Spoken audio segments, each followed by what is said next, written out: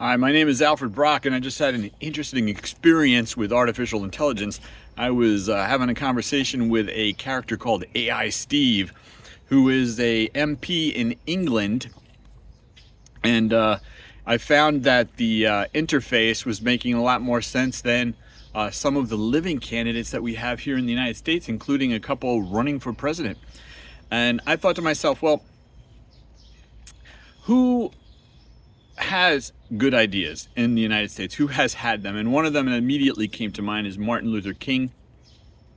I found this particular sermon I'm going to share with you, and I'm going to put a link to it down below. It's called A Tough Mind and a Tender Heart by Martin Luther King Jr. Begins with, "Be ye therefore wise as serpents and harmless as doves," from Matthew 10:16. And then the rest of this begins and is Martin Luther King's writing.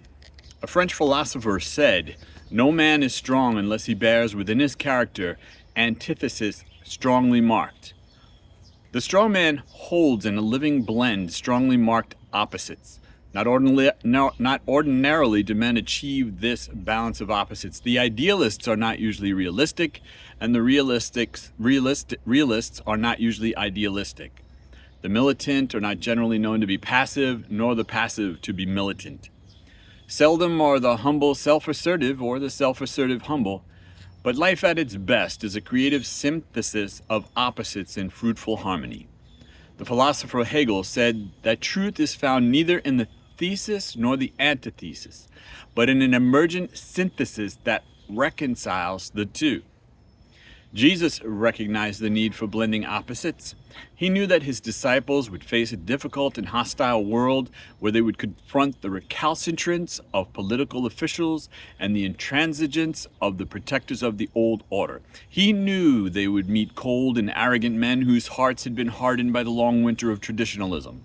So he said to them, 'Behold, I send you forth as sheep in the midst of wolves,' and he gave them a formula for action. 'Be ye therefore wise as serpents and harmless as doves.'" It is pretty difficult to imagine a single person having simultaneously the characteristics of the serpent and the dove. But this is what Jesus expects. We must combine the toughness of the serpent and the softness of the dove, a tough mind and a tender heart. Let us consider first the need for a tough mind, characterized by incisive thinking, realistic appraisal, and decisive judgment. The tough mind is sharp and penetrating, breaking through the crust of legends and myths and sifting the true from the false. The tough-minded individual is astute and discerning. He has a strong, austere quality that makes for firmness of purpose and solidness of commitment. Who doubts that this toughness of mind is one of man's greatest needs? Rarely do we find men who willingly engage in hard, solid thinking. There is an almost universal quest for easy answers and half-baked solutions. Nothing pains some people more than having to think. This prevalent tendency towards soft-mindedness is found in man's unbelievable gullibility. Take our attitude toward advertisement. We are so easily led to purchase a product because a television or radio advertisement pronounces it better than any other.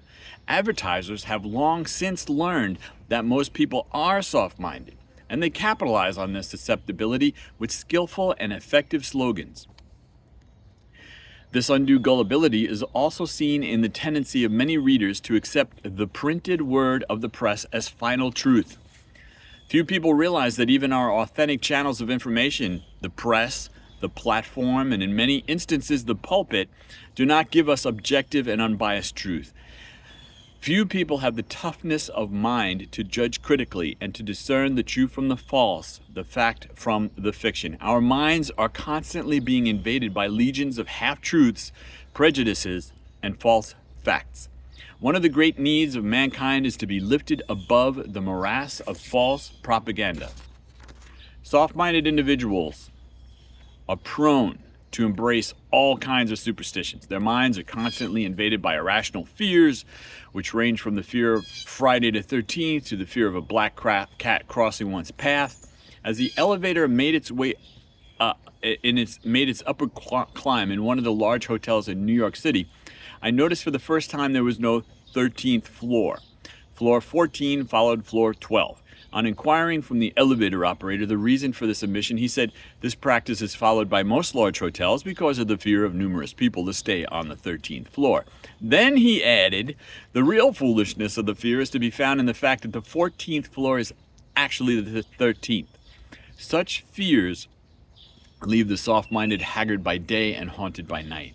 The soft-minded man always fears change. He feels security in the status quo, and he has an almost morbid fear of the new. For him, the greatest pain is the pain of a new idea. An elderly segregationist in the South is reported to have said, I have come to see now that desegregation is inevitable, but I pray God that it will not take place until after I die. The soft-minded person always wants to freeze the moment and hold life in the gripping yoke of sameness. Soft-mindedness often invades religion. This is why religion has sometimes rejected new truth with dogmatic passion. Through edicts and bulls, inquisitions and excommunications, the church has attempted to prorogue truth and place an impenetrable stone wall in the path of the truth seeker. The historical, philological criticism of the Bible is considered by the soft-minded as blasphemous, and reason is often looked upon as the exercise of a corrupt faculty. Soft-minded persons have revised the Beatitudes to read, Blessed are the pure in ignorance, for they shall see God. This has also led to a widespread belief that there's a conflict between science and religion, but this is not true. There may be a conflict between soft-minded religionists and tough-minded scientists, but not between science and religion. Their respective worlds are different and their methods are dissimilar. Science investigates. Religion interprets. Science gives man knowledge that is power. Religion gives man wisdom that is control. Science deals mainly with facts. Religion deals mainly with values. The two are not rivals. They are complementary. Science keeps religion from sinking into the valley of crippling irrationalism and paralyzing obscurantism. Religion prevents science from falling into the marsh of obsolete materialism and moral nihilism. We do not need to look far to detect the dangers of soft-mindedness. Dictators, capitalizing on soft-mindedness, have led men to acts of barbarity and terror that are unthinkable in civilized society. Adolf Hitler realized that soft-mindedness was so prevalent among his followers that he said, I use emotion for the many and reserve reason for the few. In Mein Kampf, he asserted, by means of shrewd lies, unremittingly repeated, it is possible to make people believe that heaven is hell and hell heaven. The greater the lie, the more readily it will be believed. Soft-mindedness is one of the basic causes of race prejudice. The tough-minded person always examines the facts before he reaches conclusions. In short, he post-judges. The tender-minded person reaches a conclusion before he has examined the first fact. In short, he prejudges and is prejudiced. Race prejudice is based on groundless fears, suspicions, and misunderstandings. There are those who are sufficiently soft-minded to believe in the superiority of the white race and the inferiority of the Negro race, in spite of the tough-minded research of anthropologists who reveal the falsity of such a notion. There are soft-minded persons who argue that racial segregation should be perpetuated because Negroes lag behind in academic, health, and moral standards. They're not tough-minded enough to realize that lagging standards are the result of segregation and discrimination. They do not recognize that it is rationally unsound and sociologically untenable to use the traffic effects of segregation as an argument for its continuation. Too many politicians in the South recognize this disease of soft-mindedness that engulfs their constituency. With insidious zeal, they make inflammatory statements and disseminate distortions and half-truths that arouse abnormal fears and morbid antipathies within the minds of uneducated and underprivileged whites, leaving them so confused that they are led to acts of meanness and violence that no normal person commits. There is little hope for us until we become tough-minded enough to break loose from the shackles of prejudice, half-truths, and downright ignorance. The shape of the world today does not permit us the luxury of soft-mindedness. A nation or a civilization that continues to produce soft-minded men purchases its own spiritual death on an installment plan. And here's the second part. But we must not stop with cultivation of a tough mind. The gospel also demands a tender heart. Tough-mindedness without tender-heartedness is cold and detached, leaving one's life in a perpetual winter devoid of the warmth of spring and the gentle heat of summer. What is more tragic to see than a person who has risen to the disciplined heights of tough-mindedness, but has at the same time sunk to the passionless depths of hard-heartedness? The hard-hearted person never truly loves. He engages in a crass utilitarianism that values other people mainly according to their usefulness to him. He never experiences the beauty of friendship because he is too cold to feel affection for another and is too self-centered to share another's joy and sorrow. He is an isolated island. No outpouring of love links him with the mainland of humanity. The hard-hearted person lacks the capacity for genuine compassion. He is unmoved by the pains and afflictions of his brothers. He passes unfortunate men every day, but he never really sees them. He gives dollars to a worthwhile charity, but he gives not of his spirit. The hard-hearted individual never sees people, but rather as mere objects or as impersonal cogs in an ever-turning wheel. In the vast wheel of industry, he sees men as hands. In the massive wheel of big city life, he sees men as digits in a multitude. In the deadly wheel of army life, he sees men as numbers in a regiment. He depersonalizes life. Jesus frequently illustrated the characteristics of the hard-hearted. The rich fool was condemned not because he was not tough-minded, but rather because he was not tender-hearted. Life for him was a mirror in which he saw only himself, and not a window through which he saw others. Dives went to hell not because